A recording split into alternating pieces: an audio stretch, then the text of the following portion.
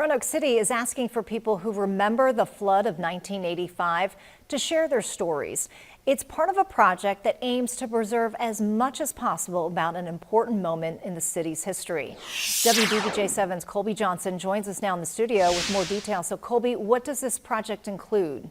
Yeah, Natalie, so November 4th of this year will mark the 40th anniversary of the flood of 1985 that devastated Roanoke. And the city is working on a three-part project ahead of the anniversary to make sure this history is never forgotten. The Roanoke River rose more than 15 feet in that one day to twice the normal level of a flood stage, surpassing all the high water marks of past years.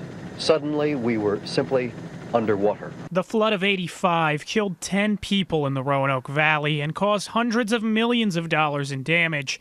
The city has already collected around 30 stories from people who experienced the flood, and it's looking for more. We've gotten things from people just not being able to get home from work because of flooded roads, and then we've gotten stories where people have been rescued off of rooftops by helicopter because they literally couldn't leave the store or business or wherever they were at the time. The stories, pictures, and videos will be used to create an online interactive story map of the city with pinpoints in areas where people experienced their story.